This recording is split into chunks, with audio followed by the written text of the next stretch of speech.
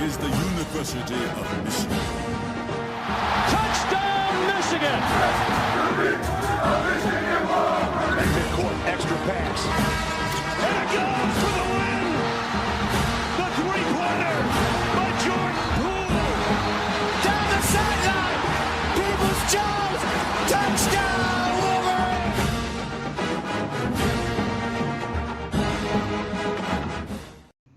All right, welcome to Blue by 90. I am Justin with Jack and Kaylin as always, and we have another special guest on today. It is my man Mitch Ross.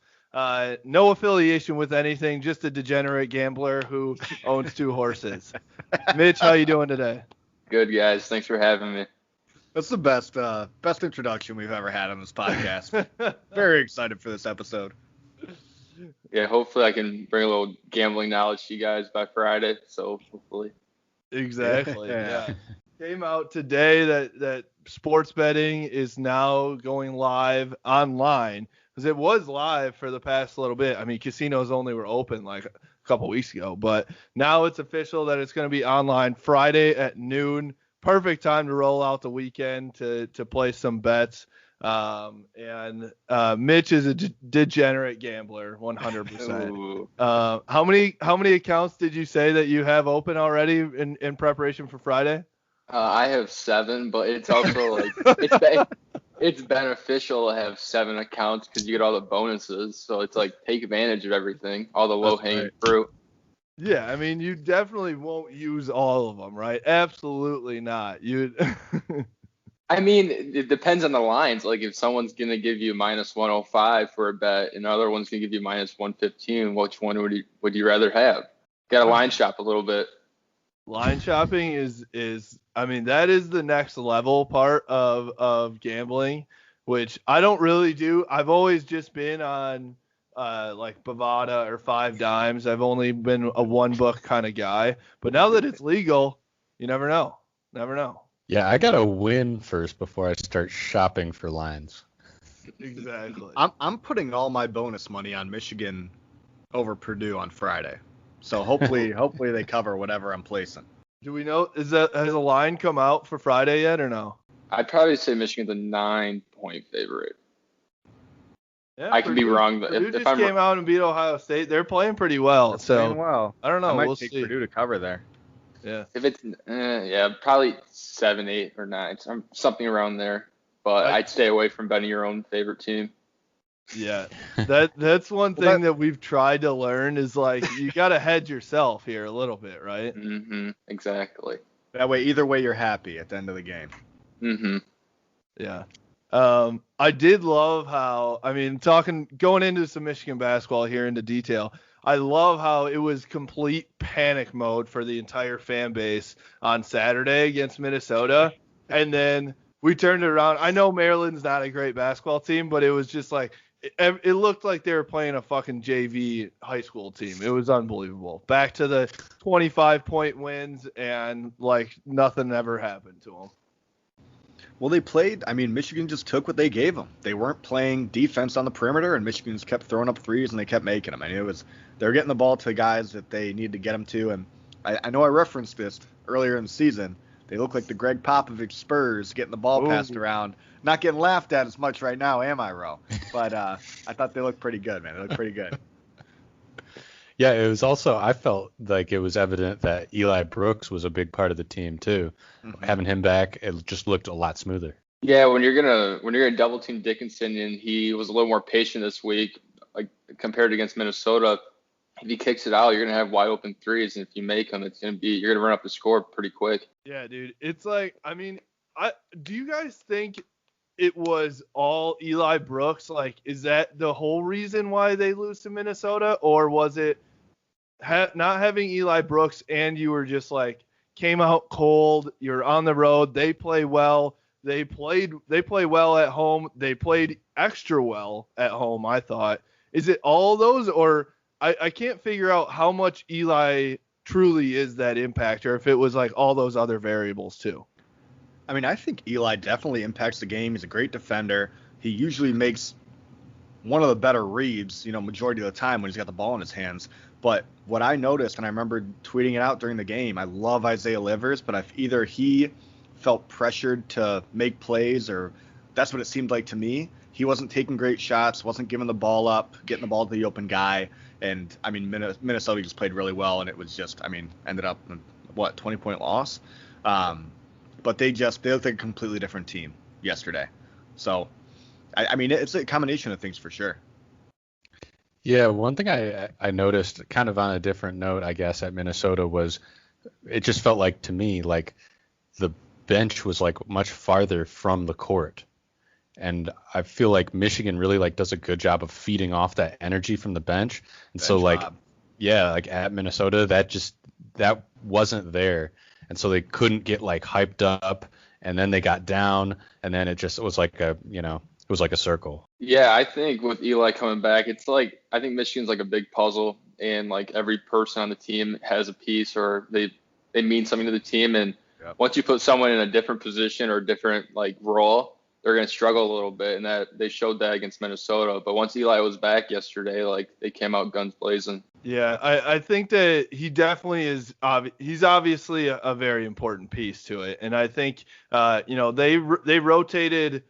I think Juwan. We talked about this a little bit, but I think Juwan struggled with finding his rotation with Eli out. Right, he's gotten so comfortable with the rotation of keeping those guys in, that starting five in for the first, 7-8 minutes, and then Shawnee and Brandon Johns and some of these other guys come off the bench, and it's like, all right, instant spark. But as soon as Shawnee was not that sixth man guy, he wasn't that sixth man anymore. He was like, well, shit, now who do I go to? And it was Zeb Jackson as that, sixth, seventh guy. And it was like, that's not really who we want in that situation yet. And he got in pretty early yesterday too, and I was just like, that was kind of shocking.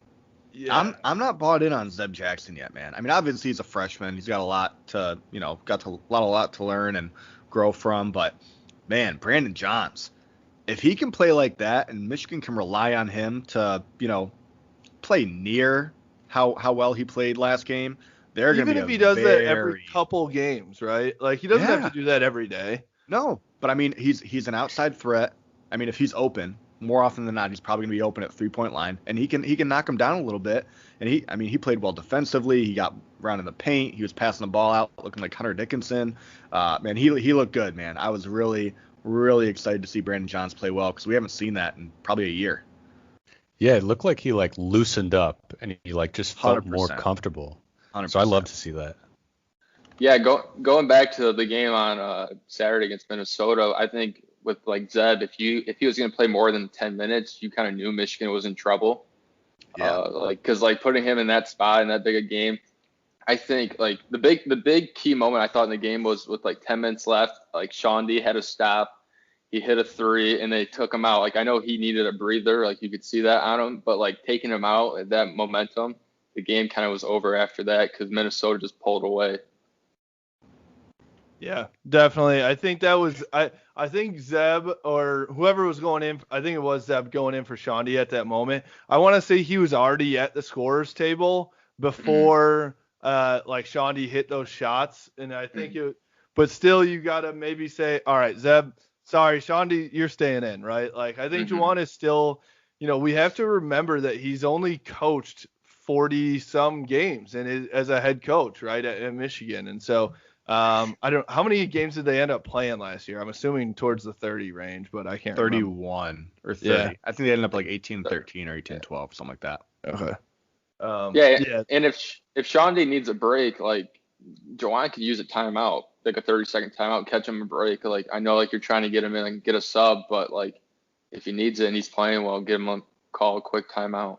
Well, that's the thing is that I'm a little worried about Michigan throughout the rest of the year, or if they ever get in a pickle late in the year, because he hasn't had to do that in-game coaching where the other team goes on a 9-0 run and you have to call a timeout to stop the momentum. Like he hasn't had to do that very often at all, so when Michigan, gets punched in the face a little bit, I kind of want to see that a little bit more almost. Obviously, I want Michigan to win every game they play and play well throughout the game. But I think for them to grow and for Juwan to grow as an in-game coach, we need to see them get punched in the face a couple times so that to see how they respond, to see how Juwan responds as a coach. How does he get his team back on track, and how do the players respond in terms of like getting that momentum back, fighting through it, all that stuff.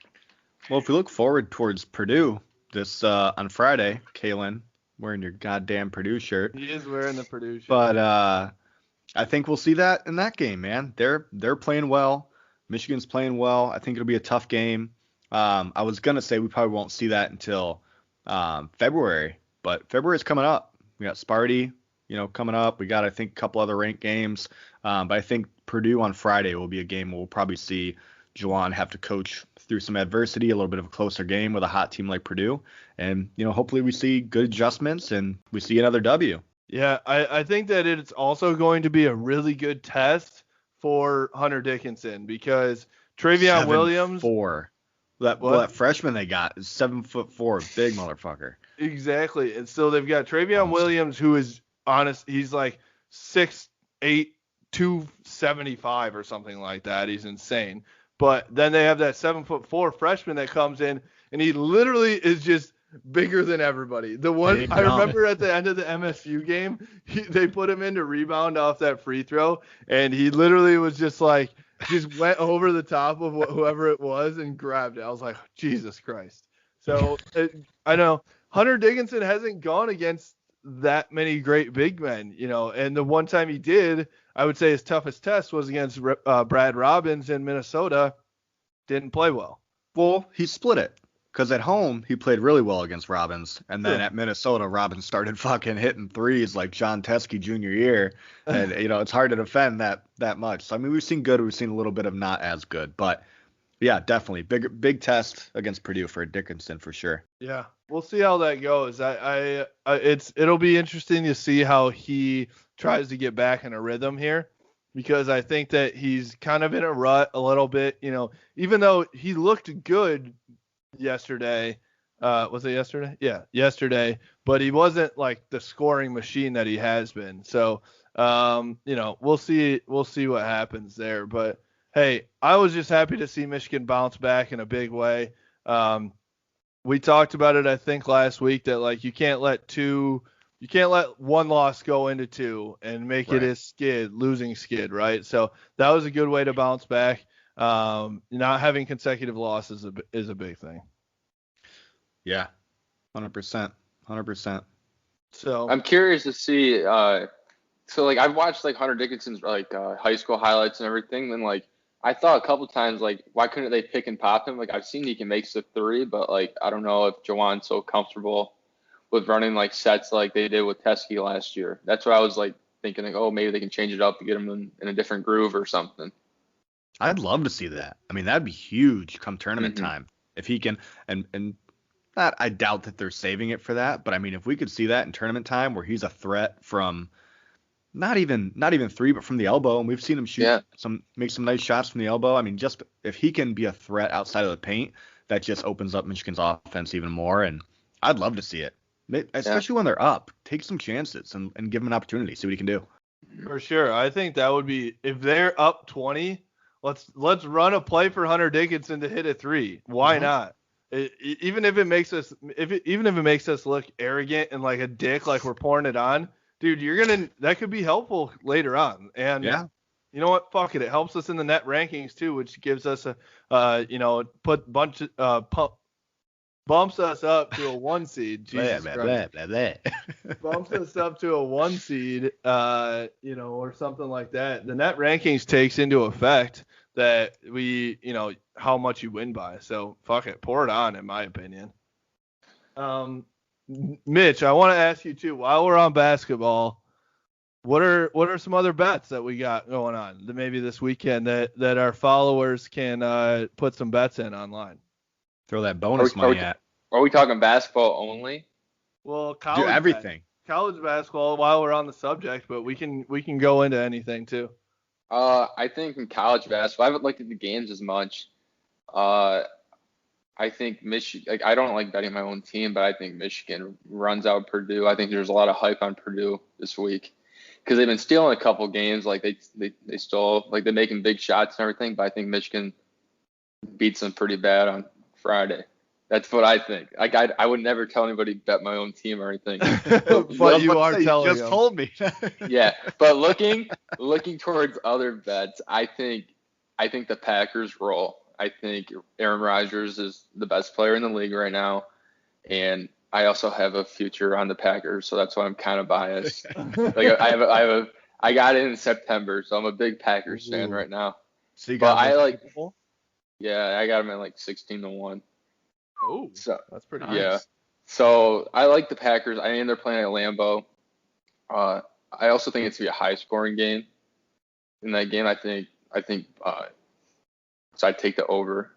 I'd never tell anyone to bet the under in NFL because it's so chaotic. Like anything can happen crazy at the end of the game. So, and then with the other game, because I don't know if Mahomes is gonna play, but I'm all in on the Bills Mafia this week too. I mean, fuck yeah. Yeah. Gonna smash through some tables, baby. I know. Did you see like Dick's Sporting Goods is like selling tables? They put them right next to like all the Bills gear. I love it. Genius marketing. Amazing. Genius marketing. Mm-hmm. So I like the Bills this week, and I like the Packers. Then I think Packers win the Super Bowl. You're not on anything is possible? You're not drinking that Henny? No, too strong for me. I'm about to be drinking Henny for Henny this weekend. That was crazy when like because he threw that like crazy pick. That was a terrible. Well, because he threw a dime to Tyreek, like 2 passes prior, and then he throws deep. I'm like, let's go, and I'm like, who the fuck was there? There was nobody within 10 yards. It was like a punt. Oh yeah, might as well have been. Yeah, so like I also like there's a big horse race this week. So if you're looking to bet the horses, the ponies. If you're looking to bet the ponies, I got winners for you. But I'll tweet them out later this week. I gotta look at the lines and look at everything. But there's a big horse race this week. So what is it? Degenerate Gambler Mitch on Twitter. How do I get these? How do I get these bets? Yeah, you can follow me at MitchyRow99. So MITCHYRO99. But yeah, I tweeted out so we're doing all these icebreakers in class. I just started back up school, and I told her I tweeted out. I said the only things I talk about in my icebreakers is pumping iron and talking horses, and I need some new hobbies. That's fucking awesome. Yeah, there's like nothing else to talk about, so I'm just like, man, like it puts in some perspective what I've done the last 10 months of my life. I mean, you were showing off on Instagram. You shredded bod. I gained the quarantine 15. You lost the quarantine 15. So. Oh yeah, it's ever since I got COVID, I don't had the taste buds, so nothing tastes good or anything. So you just. But that's not. But I also decided to work out during COVID, so it's like. But yeah, no, I was. Yeah. Thank you for kale every day. Yeah, thanks for taking notice. I appreciate it. Absolutely. I mean, I felt so cool. Like all these guys were commenting on my Instagram photo. I was like okay. There weren't any girls sliding in the DMs. The ladies didn't love it. Come on. No, I mean but it's hey, like I said, the only things I do right now are pump iron and talk horses. So I don't even talk. I've probably slid into maybe 4 girls DMs in the last 6 months, and I've been 0 for 4. We gotta get that ratio. You don't have time for it. You gotta keep your mind on the money, on the sports betting, and your mind on the gym. Don't let a female distract you in that. Exactly.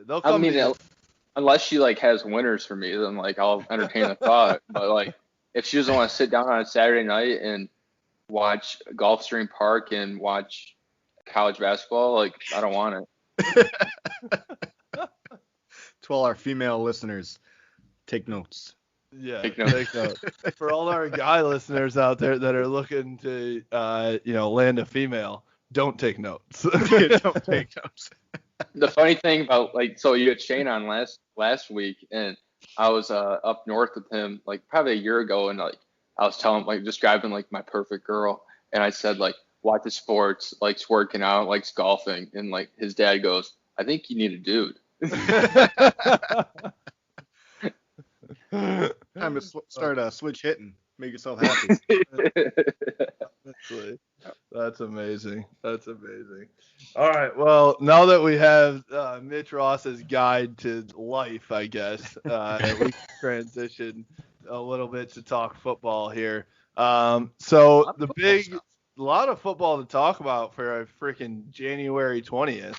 You know, Inauguration Day today as well, which is very exciting. So I'm sure everyone is taking Inauguration Day well. I tweeted out today that there was a guy that passed me with a Trump flag flying out of his truck, and I was just like, man, tough day for that guy. Tough day. Rough day. Yeah. Some guy was rocking $2,000 Jordans on the. I saw that. I was like, awesome. Man, this guy has some style. Well, saw that, and then Biden's daughter was rocking some, I think either Jordans or Nikes. You couldn't tell because her pants were kind of hanging over it, but she was rocking some nice kicks too. Do you guys think Trump is a gambler? I think he might be a degenerate at some point. Dude, he owned a casino. Yeah.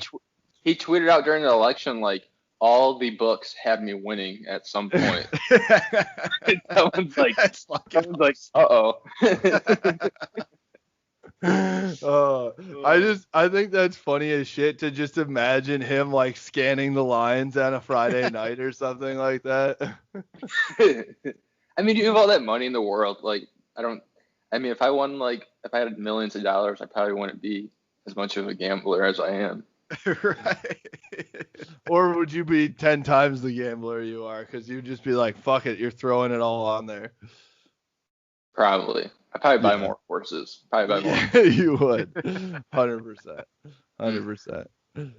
All right. So back to football. There's a lot of shit going on right now for January. So officially today, they finalized some things. So Mike Mcdonald is the defensive coordinator. Well, co-defensive coordinator, right? Or is he like D coordinator and then the other guy's the co-D? So I don't know how they're. I want to say I think Mike McDonald's the D coordinator. God, I can't remember. Is it Mo Lindquist? It's Lindquist.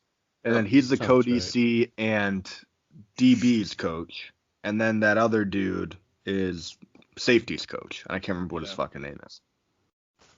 So I'm a little confused. We also kept Sean Nua. We extended Sean Nua today as well. Yep. I'm a little confused why we're keeping Sean Nua, who hasn't landed a D tackle in 3 years, but we're letting go of Mike Zordich, who has gotten our corners and defensive backs like into a good spot every single year. Anybody else confused on that? I don't know. Maybe I want to give him the benefit of the doubt and just say that maybe it wasn't his responsibility to recruit D linemen, but that sounds fucking ridiculous when he's the D line coach. So I don't know, man. I don't know. I think he's a young guy. It looks like they're trending towards young guys, and maybe they just want to keep him because he's young, and maybe he'll have a year. Maybe he'll have a year this year where he recruits really well. Yeah, it just goes to show that obviously the thoughts about him inside Schembechler are much different than the thoughts outside. So maybe they see something there that we don't see. I have no idea. Must be. Yeah, I was looking at like the Michigan coaching like age difference. Like the last like 5 years, it's been like 46, 47, 45, and now it's like 37, 38. Yeah, and it's in the 30s. So I think they're trending towards young, and they want to connect more with the young recruits. Yeah, I mean that's totally true, but like you can't just have fucking no experience and like I don't know. I there's something to say for having some juice and some energy and all that shit.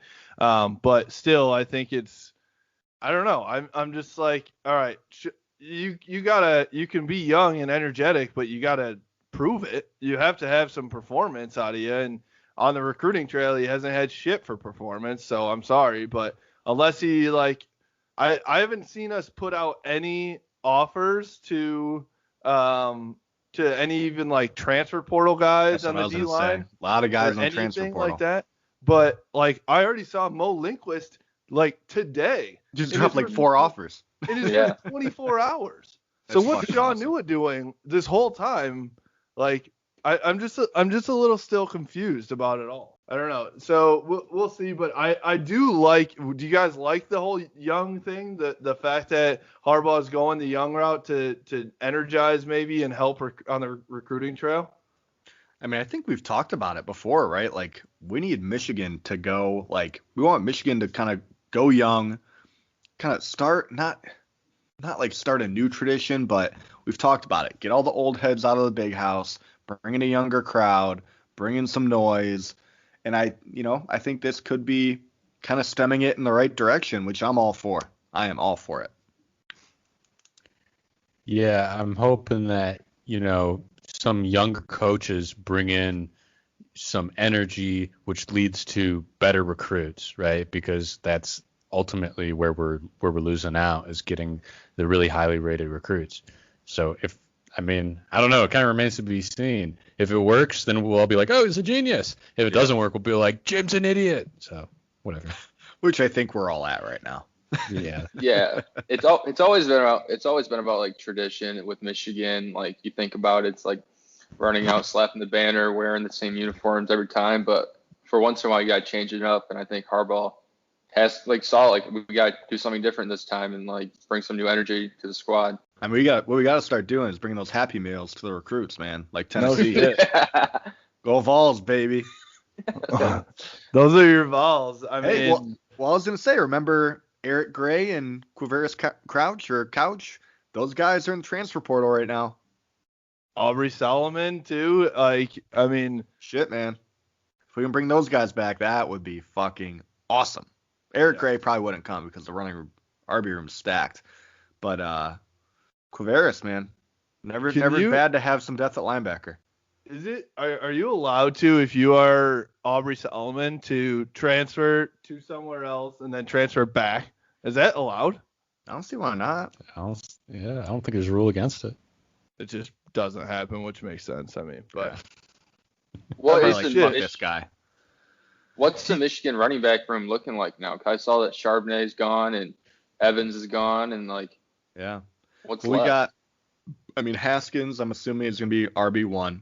Yeah.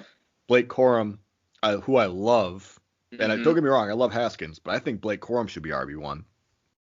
And you got Donovan Edwards coming in, highly rated guy. I think he was the number 2 running back recruit in the country. And then Tavier Dunlap, who's underrated guy, but looks pretty solid. So, it'll probably be like, instead of seeing 4 guys like last year, we'll probably see 3 guys this year. But hopefully the rotation's a little bit better with Mike Hart there. Hopefully just 2. Yeah. Dude, we can't. But the thing is, we can't just play Donovan Edwards just because we think he's a hot shot recruit. He's got to earn it. And if he earns it over Corum or Haskins, then fucking go with him.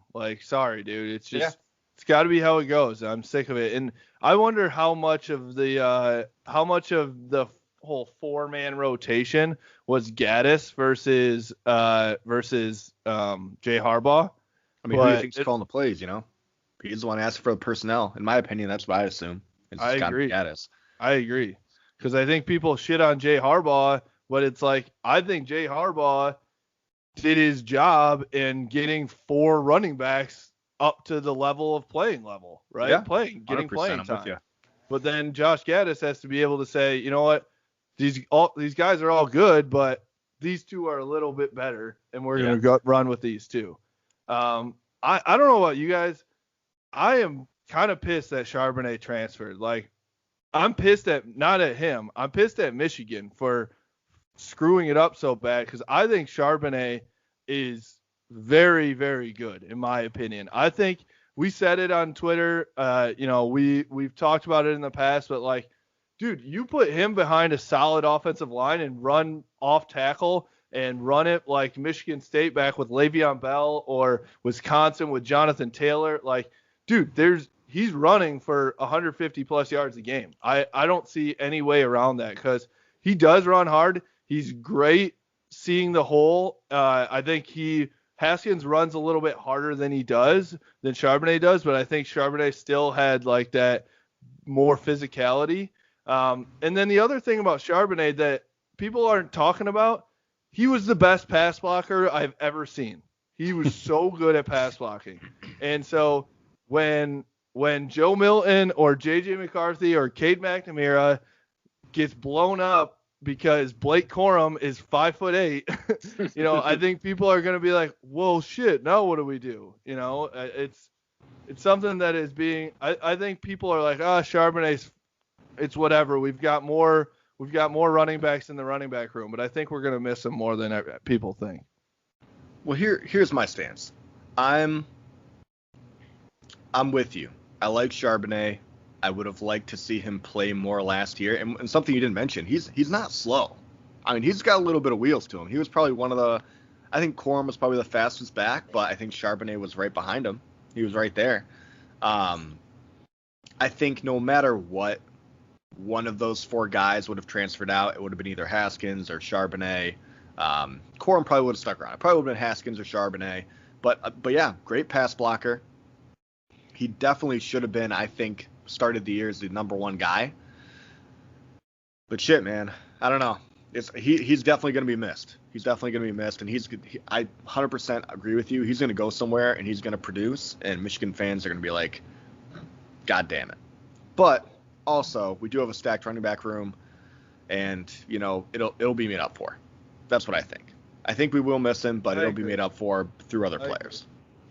Yeah, I think that's true as long as we actually settle into the fact that you can't run this system with, all these running backs. Right. You got to have a 1 and 2.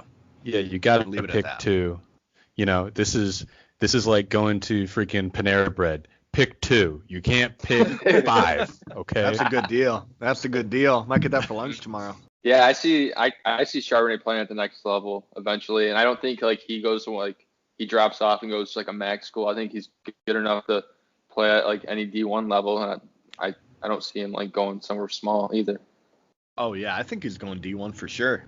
I'm curious if he'll go back home to Cali, maybe hit up USC, Stanford. I don't know. UCLA. Yeah. UCLA.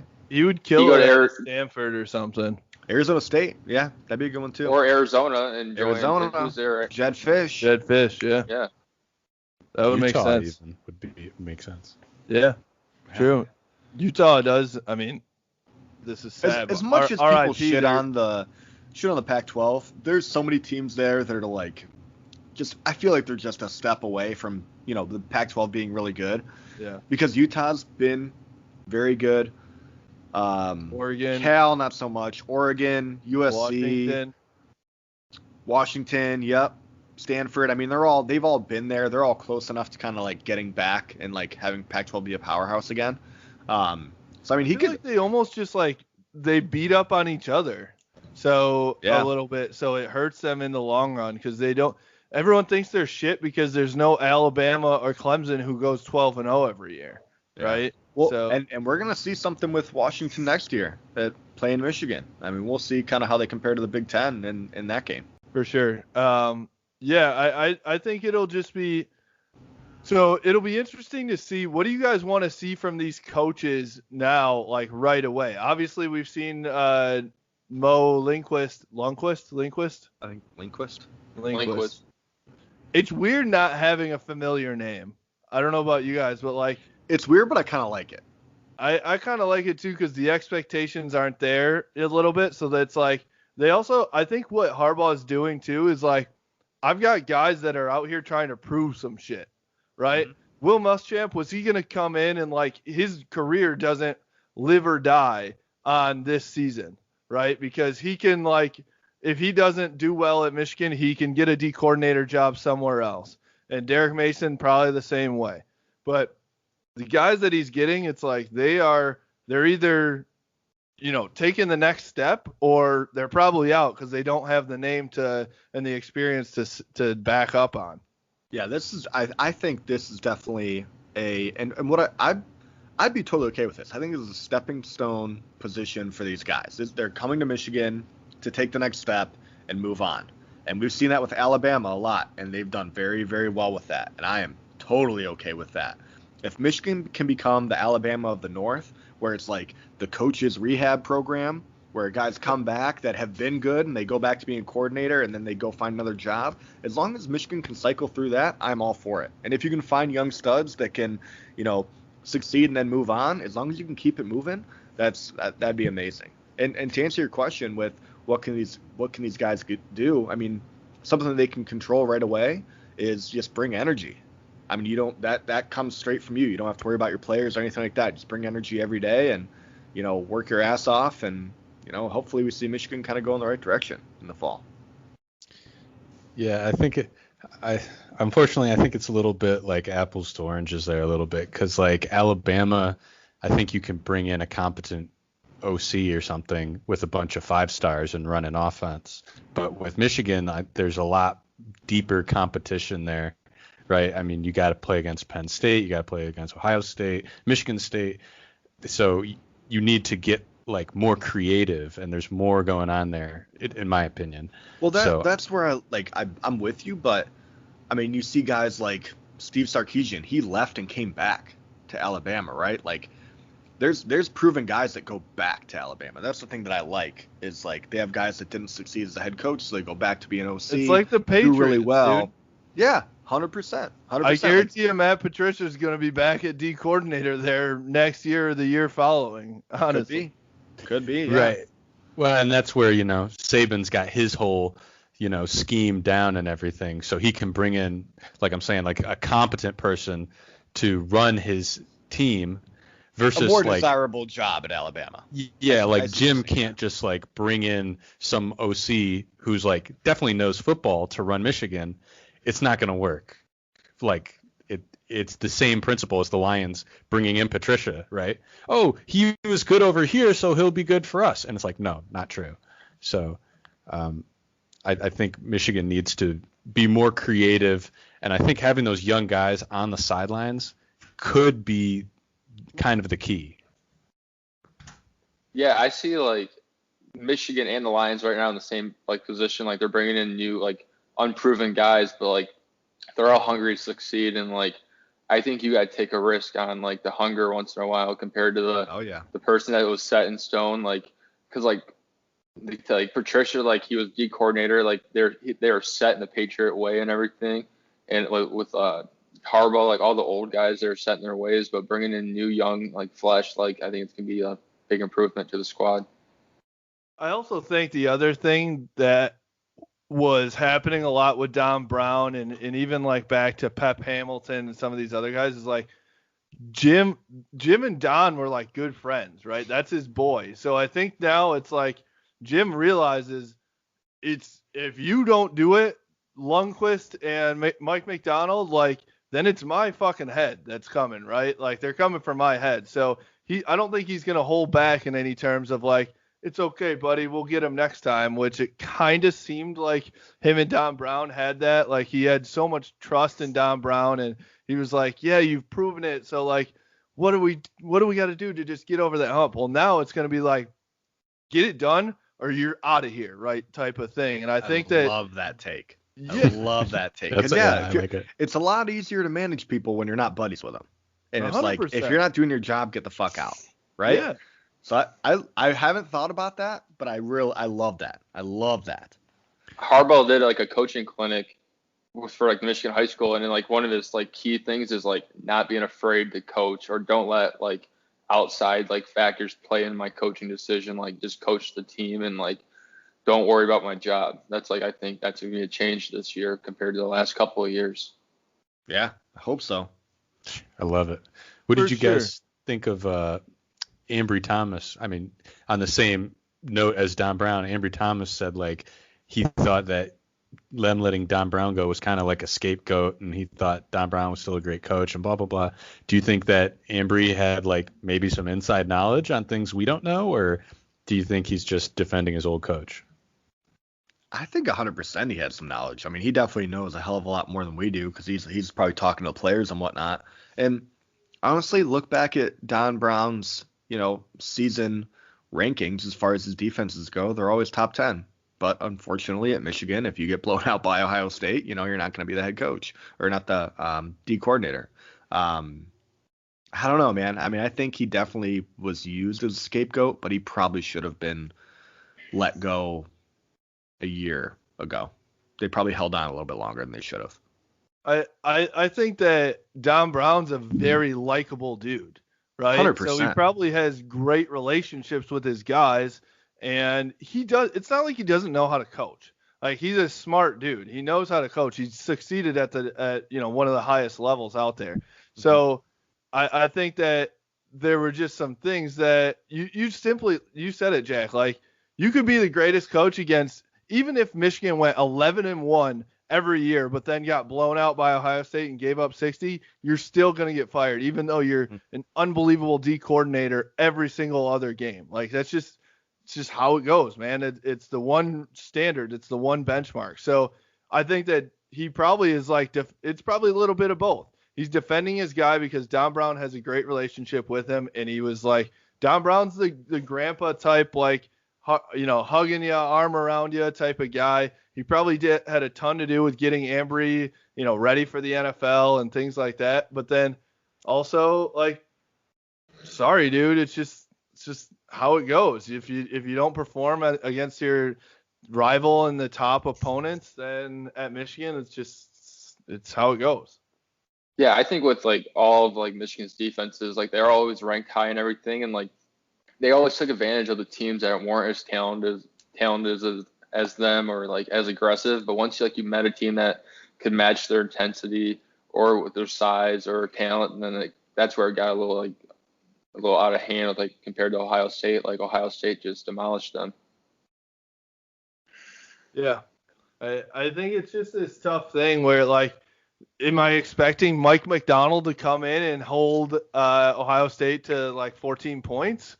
No, but I think you just have to hold it to something reasonable so that they've scored against Ohio State the last couple of years. They've scored in the 30s. So like in the 30s, you need to be respectable. You need to keep it within 14 if your offense is scoring in the 30s, right? So, but then again, I watched the Indiana Ohio State game this year, and it was like a fucking shootout. And that's almost like, people are like, well, you're not going to beat Ohio State in a shootout. How else do you beat them other than just trying to score more points?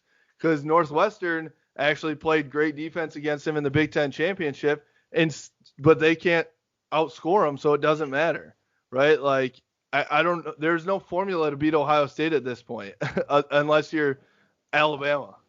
And I think that's the biggest hope that Michigan fans have right now is Justin Fields is gone. I mean, obviously they've got a QB waiting, and he's probably going to be another fucking stud.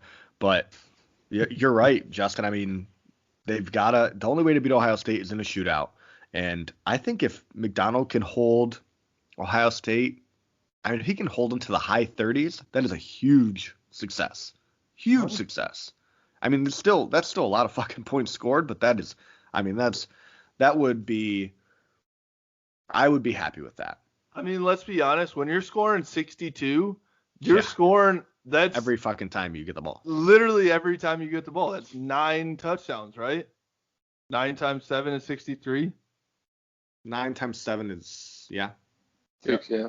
This is 9 fucking touchdowns, dude. That's a lot of fucking touchdowns. Yeah. I mean, how many possessions do you get in a football game? Like, that's the thing. They score so quickly. They score on these big plays that's how they operate. Which, if you want to beat them, you got to throw the fucking ball downfield sometimes, right? Yeah. So it's just how it goes. So, all right. On that note, on January 20th, I shouldn't be getting fired up about it. I know. I was like, but we got 12 months to go. This is the life of a Michigan fan. So that's where we'll wrap it up. Mitch, thank you so much for joining us today, giving us a little, just life advice on what to focus your life on. Girls aren't the end all be all. Focus on the weight room. Focus on the ponies and gambling and basketball and sports. So you already gave us your Twitter once. Where else can we follow you? You can give it to us again if you want. You can follow me on Twitter, Instagram at Michiro99, and I just launched a TikTok sports gambling page. It's called at 1 minute Mitch. It's just for fun, but I can try to teach you guys how to make bets and create value through your plays, because I think a lot of people online like don't give out good picks and everything, and because they can give you a coin flip, because anything 1/10 is a coin flip. So I think I can try to teach people how to create value with their bets. But I do have a bet this week. It's the golf bet. Take Tony Finau to win. He's going to win this week. All right. I think that's huge. That TikTok page. I mean, with sports betting online coming to Michigan, launching that. That's a good time to do it. Let's get this thing rolling. Let's blow it up. 25 followers right now, and have all my friends comment on them and just make fun of it. But I'm trying to launch it. So, but no, I really appreciate you guys having me on. It was fun to talk about my life a little bit. Oh yeah, I'll be looking on Twitter for those sports bets advice. I'll take the can't lose parlay from Mitch Rowe. Yeah, I got you. Love it. And we'll always bet on your horses whenever they're racing too. So. Oh yeah, I'll make sure to let you guys know. They're both in Florida. One should be running next week, and then the one that I have more value or more percentage ownership in is running probably next month. Amazing. I love it. So I might go buy a couple horses. We'll my little drink from fucking Kmart. That's what I'll go get. Drink 15 beers this weekend and buy a fucking horse. Who knows? Well, if you win so much money gambling, you probably could this week. So there you go. If you follow at Mitchy Row 99, he'll win you enough money to buy a horse. That was the guarantee I just heard. All right. Sure, I got you. No, thanks, guys. Thanks for coming on. Appreciate it. You can follow us at BlueBy90 on Instagram, Facebook, and Twitter, at BlueBy90 Podcast on YouTube as well. And we will see you all later this week or next week. Go Blue. Go Blue.